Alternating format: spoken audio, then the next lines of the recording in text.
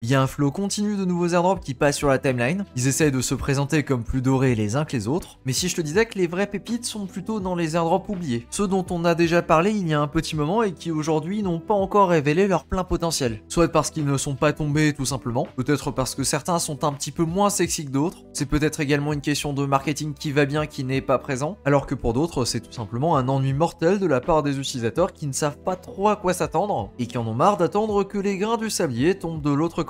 Et j'en profiterai également pour te donner quelques tips pour faire plusieurs interactions en une. On va donc s'éloigner de la hype du moment pour regarder certains airdrops qui sont oubliés. Et juste avant de commencer la vidéo, je voulais te mentionner que demain, mercredi 10h, il y aura la prochaine édition de la newsletter payante. J'en profite également pour dire bien joué à tous ceux qui ont suivi le play sur Tensor, parce que si tu t'es positionné avec au moins une transaction sur un bid, eh bien tu es éligible à 420 jetons Tensor, ce qui équivaut à 800$ aujourd'hui. Autant te dire que l'abonnement à l'année de la newsletter est largement rentabilisé en même pas 2 mois. Maintenant, voilà une petite idée des sujets que je vais aborder demain. On parlera du coup des retours que tu m'as fait sur le questionnaire de l'édition numéro 4. J'aurai un play très sympathique et assez original à te présenter sur Phantom. Oui, on parle ici de la blockchain et pas du wallet. Je te donnerai également la liste des différents airdrops que j'ai déjà reçus et les leçons que j'en ai tirées, parce qu'il y a quand même énormément de valeur à en sortir. Ensuite, pour répondre à une demande, je parlerai de différentes façons de chasser les airdrops en fonction de ton capital. Et je terminerai sur ma vision du marché des airdrops pour les prochains mois. Si ça t'intéresse de recevoir ce mail et d'avoir accès à l'archive complète, c'est-à-dire tous les mails que j'ai déjà publiés, plus 3 feuilles de triche très complètes sur 3 airdrops, c'est directement le premier lien en description. Le premier de cette liste, ça va être Odos, qui est un agrégateur qui est disponible sur beaucoup de blockchains différentes. Oui, il y en a quelques-unes qui ont été rajoutées depuis, notamment Muntol, Mod ou encore Linea juste ici. Pour le coup, c'est une application qui a vraiment rien de très particulier, même s'il faut savoir qu'elle permet de faire des swaps de plusieurs jetons vers plusieurs autres jetons. Par exemple ici, parce que j'ai de l'activité sur Base, j'ai reçu un airdrop qui s'appelle le jeton Dog. Bon voilà, c'est un meme coin random. Et j'ai également des USDC et je voudrais swapper tout ça vers de l'Ethereum. Je vais donc ajouter mes 2 jetons juste ici et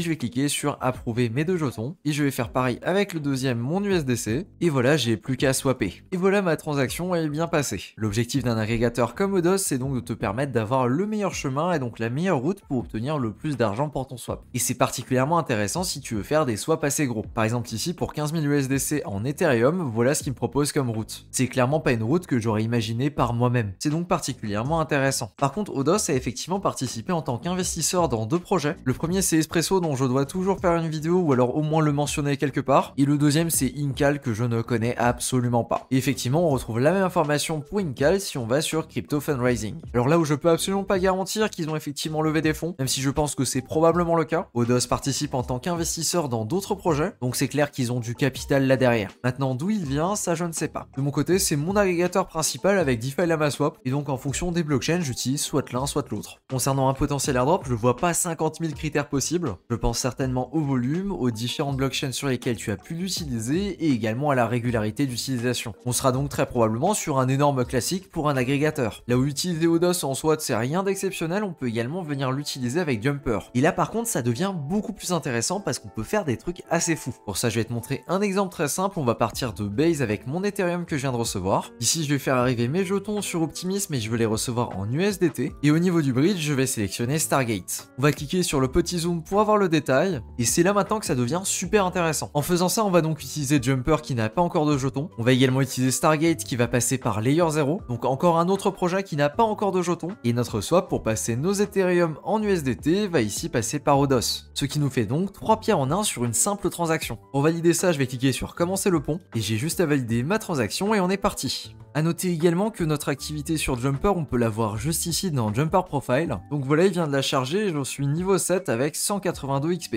Et pour en gagner, c'est de l'XP qui est crédité une fois par mois. Et il n'y a pas 50 critères différents, ça dépend des blockchains que tu as utilisées, du nombre de transactions et également du volume. Voilà, si je remonte un petit peu plus loin, ici tu peux voir que j'ai des transactions en novembre qui m'ont également donné de l'XP. Et encore une petite remarque là-dessus, si tu veux, tu peux également utiliser Jumper juste comme un agrégateur. C'est-à-dire par exemple ici avec nos USDT qu'on a récupérés sur Optimism, je vais venir les échanger pour obtenir de l'Ethereum également sur Optimism. Et là, il va me proposer de choisir un agrégateur. Je peux ici sélectionner Odos. Et voilà, mon swap vient de passer. J'aurais donc utilisé Jumper plus Odos. Alors, on est très clairement d'accord que Odos et Jumper, ce sera probablement pas les airdrops du siècle. Mais par contre, ce sont des projets que tu peux utiliser normalement quand tu as besoin de bridger ou alors quand tu as besoin de faire des swaps pour en même temps te positionner sur des airdrops. Un autre projet, je pense, qui est tombé plutôt dans l'oubli, c'est Zora, qui, on le rappelle, a littéralement le mot airdrop dans ses conditions conditions d'utilisation. Voilà, c'est cadeau. Et ben déjà avant, c'était un projet que je voyais pas trop mentionné, mais aujourd'hui, je le vois quasiment plus sur ma timeline. Pourtant, on est quand même sur un joli projet qui a levé à date 60 millions, avec notamment un certain Coinbase dans les investisseurs. Coinbase qui d'ailleurs a investi dedans dès octobre 2020,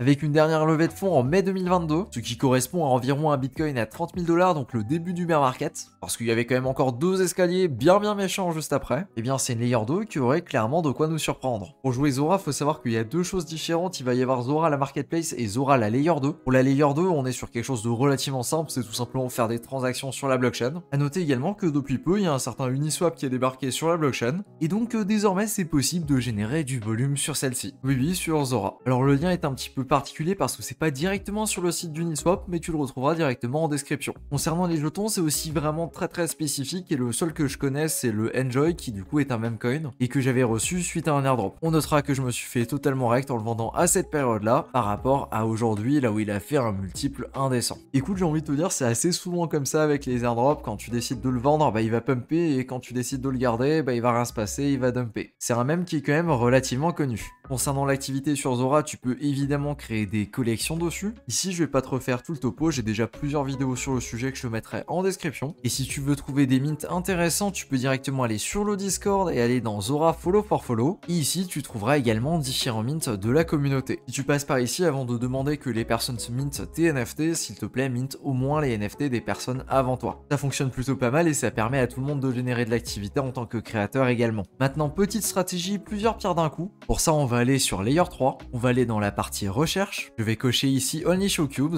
et je vais filtrer par Blockchain Base. Très souvent, les quêtes que tu vas retrouver sur Base, ce sont des quêtes qui vont te demander de faire un mint sur Zora. Alors ici, il fallait que je tombe sur un des rares exemples là où c'est pas un mint sur Zora, donc on va le skipper, et on va plutôt aller sur celle-là, qui du coup représente un mint Zora, comme tu peux le voir juste ici, mint on Zora. Si on la commence, tu vas voir très vite qu'elle va nous rediriger vers Zora, sachant qu'on est sur Base, c'est un NFT qu'on va minter sur Base, je vais donc Change Network, et je vais minter.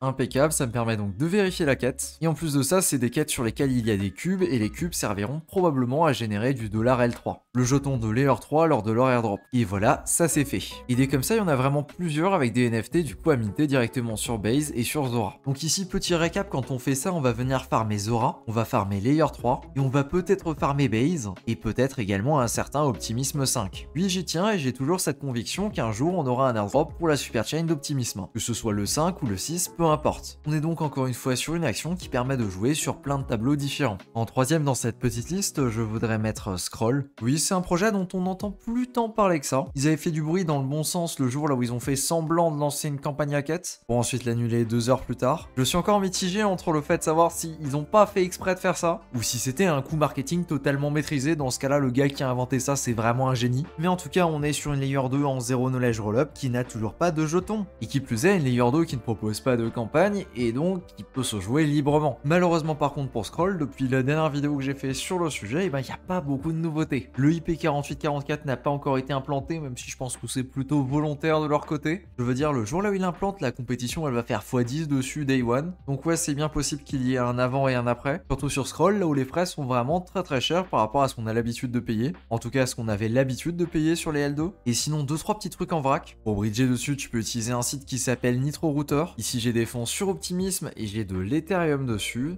Ici, je veux donc bridger de l'Ethereum d'Optimisme en direction de Scroll. Allez hop, on va bridger 0,08. C'est le bridge que j'utilise en général pour aller sur Scroll, sinon il y a également Orbiter ou encore How2, mais j'ai quand même une petite préférence pour Router. Ok, donc j'ai la transaction qui pop, je continue et je confirme. Ici, j'ai payé environ $1 de frais de bridge. À savoir que Router, c'est un projet qui a également son propre modèle à points. Donc voilà, si jamais quand tu fais des bridges, si tu veux un bridge de plus, même si je pense qu'on est déjà en overdose de bridge avec des modèles à points. Et sinon, normalement, dans les semaines qui viennent, ça devrait également être intégré directement à Jumper. Donc voilà, si tu veux aller en direction de notre copain Scroll, et ben tu pourras bientôt utiliser Jumper, ce qui fera une interaction très sympathique de plus. Impeccable, mes fonds viennent d'arriver, et de mon côté, je vais en profiter pour rajouter à ma pool qui est sur Ambient.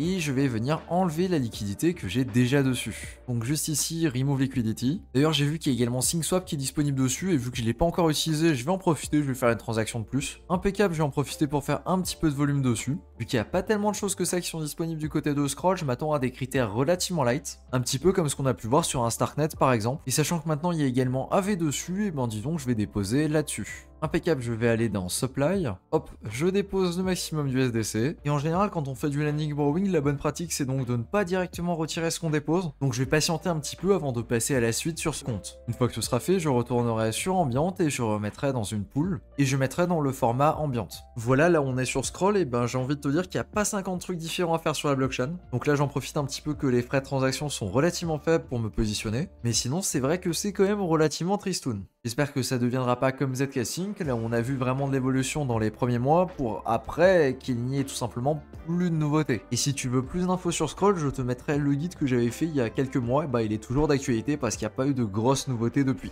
Ici le mage du futur, je suis le lendemain, et au final je vais avoir besoin de mes USDC pour te montrer autre chose, donc je viens de les retirer, et je vais aller sur Jumper pour venir les bridger. Je précise que c'est une nouvelle feature et que ça a été rajouté aujourd'hui. Je vais les bridger vers Optimism en USDCE, je revois le pont et je commence. Impeccable, j'ai plus qu'à confirmer mon bridge. Et une fois que c'est fait, je peux te parler du prochain play, il s'agit d'Aptos, une layer 1 qui a encore une grosse partie de sa supply qui est dédiée à la communauté et qui pourrait potentiellement faire un airdrop. Mais en plus de ça, tu commences à le comprendre dans cette vidéo, on va pas juste jouer Aptos, en réalité on va jouer bien plus. Si ce n'est pas déjà le cas, je t'invite à installer un wallet qui va fonctionner sur Aptos. Et ici par exemple, tu peux utiliser Pontem. De mon côté, c'est ce que j'ai l'habitude d'utiliser. Tu l'as peut-être compris, on va bridger en direction d'Aptos et pour ça on va utiliser The Aptos Bridge. Je vais aller sur Go to Transfer, donc ici mon MetaMask en entrée, et ici mon Pontem en sortie. Je vais sélectionner mon USDCE sur Optimism, et je vais venir bridger ça. Et actuellement il y a une campagne qui fait en sorte qu'il n'y ait pas de frais pour bridger dessus. C'est donc particulièrement pour faire du volume sur Layer 0, mais attention, comme d'habitude, on connaît les critères pour Wormhole. Et si tu n'as pas déjà d'Aptos sur ton wallet Pontem, eh bien je t'invite à t'en envoyer, soit via un échange, donc la méthode relativement classique, soit via ce bouton ici qui s'appelle Gas on Destination, et ici on peut sélectionner une certaine quantité de jetons Aptos à s'envoyer,